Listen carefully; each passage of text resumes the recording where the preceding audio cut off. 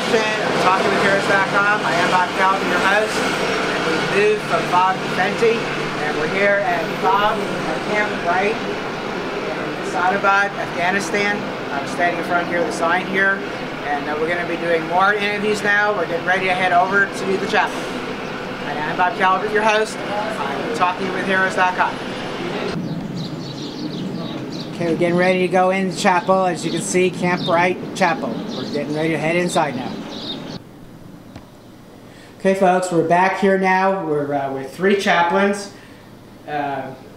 Major Doug Ball in the middle with 4th BCT, 4th ID. He's getting ready to head home here shortly. And Captain Kenneth Conklin on the right is incoming. I've actually been in a couple services with him at FOB Fenty. And then Captain James Anderson with the United States Air Force, who I just met, been here about 2 weeks. And so since you're been here for a while, Major Ball, why don't we start with you, if you don't mind.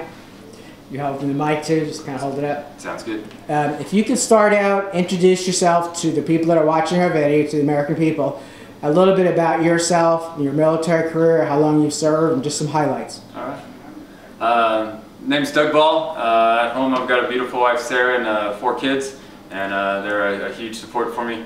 I've been doing the military thing since 1993 when I started Army ROTC, and this is my 3rd deployment. I've had a chance to be part of the Bosnia conflict as well as Iraq and now Afghanistan. Okay, now you've been here almost 11 months, right? Right, about 11 and a half right now. So. Okay. If you could talk about what it was like when you got here from your perspective as a chaplain, but you've also gone out to a lot of the FOBs, maybe a lot of times. So talk a little bit about what your experiences have been. When we first got here was at the beginning of Afghanistan surge, I guess, for lack of a better term. And so I didn't actually replace anybody. Our unit was the 1st MP battalion in this area. And so we started building some things from the ground up in terms of our infrastructure. And my soldiers right away then started working with the local Afghan National Police. And since then we've been able to take them to the next step in their ability to provide security for the Afghan people. We also work with the Afghan Border Police in helping them secure the borders and stop smuggling and terrorism from moving back and forth across the border there. And we've moved more and more over the past year towards what we're calling combined action, and that is my soldiers actually living out with the ABP or ANP and spending a lot of time with them, mentoring them. So rather than us doing the work, really training them and make sure that the Afghan locals are doing that work and providing for their own people. And we've seen some good progress on that front in the past year with them stepping up and taking ownership and starting to get the systems in place so that when we back out of here, that stability and security is still there. So when you go out to the different forward operating bases, the cops, do you like counsel the soldiers? Do you hold services? Or what do you do when you go out there? D, all of the above. Okay. My main role when I go around is soldiers. I'm not too much focused on the Afghan National Police and Border Police. And so I go out, I spend time with my soldiers, try to build a good relationship with them. That way when they do have issues going on in their life, they have someone they can trust that they talk to about those issues. And then if it's at a FOB that doesn't have a chaplain, which many of the FOBs don't have a chaplain living on them, then I'll always provide a service and make sure I publicize that to the whole FOB, not just my soldiers. So that all the soldiers and civilians even over here have a chance to exercise their freedom of religion and attend services they can. Usually on FOBs such as this one, where there's a phenomenal chaplain already here, I don't do services when I come visit because I don't want to pull away from the Sunday congregation, and I'd rather my soldiers tie into the group that they're around all the time instead of just me who comes through once a month or so. Do you have any particular stories that come to mind over the 11 months, maybe about some particular soldiers, some heroism, or just things that just stick out that you like to share? Now you got me on that one. Oh, I'm sorry. Go ahead. Quite a few of them. I think I'll just leave it general, and that is I'm amazed time and time again at the way the American soldier is willing to sacrifice everything they have for the good of their fellow soldiers and for the good of Afghan locals and the nationals here. And we've seen time and time again in multiple very hostile environments, very kinetic combat environments, where our soldiers step up and have done some pretty heroic things. And I've been able to be there after and during sometimes and ministering to them during those times. And it's just a privilege time and time again to see and to serve the American soldiers and everything they give for their country and for those people back home. Okay. why don't you talk about care packages and letters and just what it's meant to you, meant to the soldiers. I'll scan back here in a little while on the table. I see some items that probably came from home. But why don't you talk about that? I think especially in Afghanistan, they're very important. My tours in both Bosnia and Iraq, we had a lot of infrastructure already. And most soldiers had access to a PX and a place to shop, so they didn't really need the care packages as much. Here, a lot of the FOBs are much more isolated and remote, don't have access to anything they can buy. So if a soldier wants a stick of deodorant, it either has to be mailed from home or somebody else needs to send something. And you know, maybe once a month they get to a larger FOB where they can buy some stuff, but there's no just last minute running out and getting new toothpaste if you run out or something. So the care packages become extremely important. And I've been amazed once again on this deployment, what people are willing to send from back home. I had people write at the beginning of the deployment, what do you need? And I said, I'd really like some guitars for some of the smaller chapels at these FOBs. And I had one supporter send over 4 guitars, and I was able to place them in various chapels around the FOBs. We've got bread makers, coffee machines, all the drink mixes and toiletry items we could ever want. And it's been amazing to see what the American people do to support our soldiers. Thank you very much, the American people, that's for sure. Oh. Okay, would you like to give a shout out to your family and friends back home? This may air while you're heading home or maybe a little later, but we'll still be on the video. Say hi to my mom and dad in Arizona, and say hi to my wife and kids there in Fort Carson, Colorado. Okay, and any closing comments since you're heading home? The 2 chaplains on either side of you are going to be here for a while now, in terms of the people back home continuing to support the mission with them and their new soldiers here, their troops, and also the churches back home, and maybe even back home supporting the families too.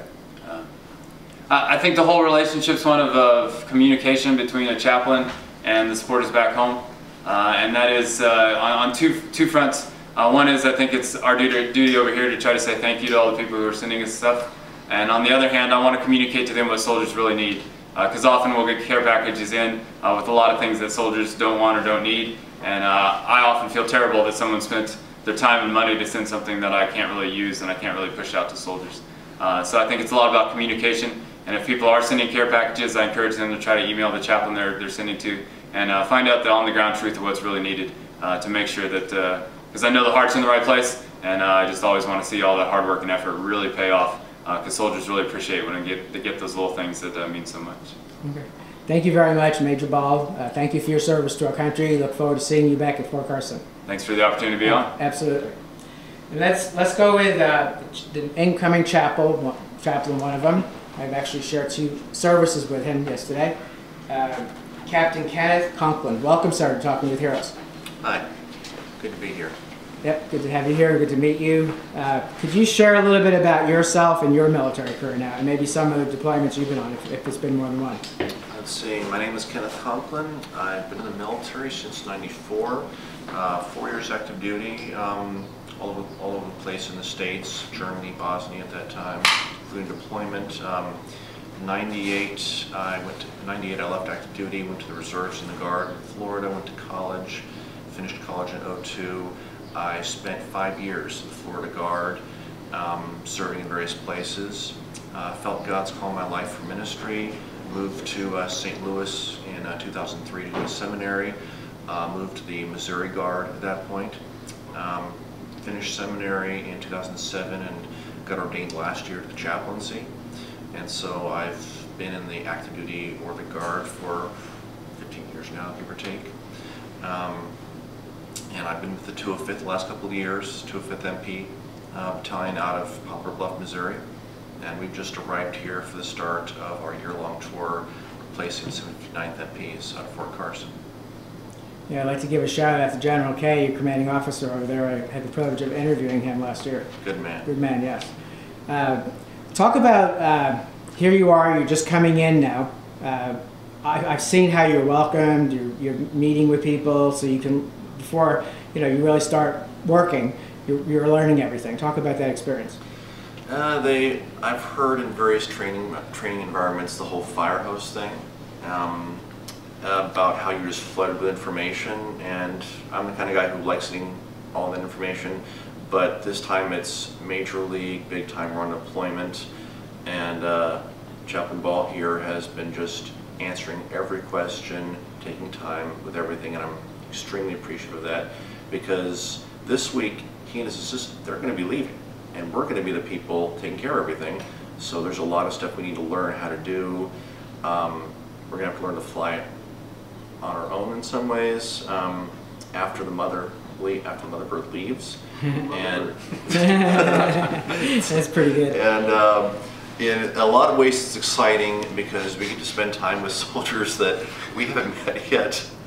And other ways it's scary because we've all heard stories about the good things that are happening and the bad things, and there's going to be times of difficulty for soldiers, physically, spiritually, everything. We're there to take care of them, spiritually, morally, in all those ways. And a lot of that is going to be difficult.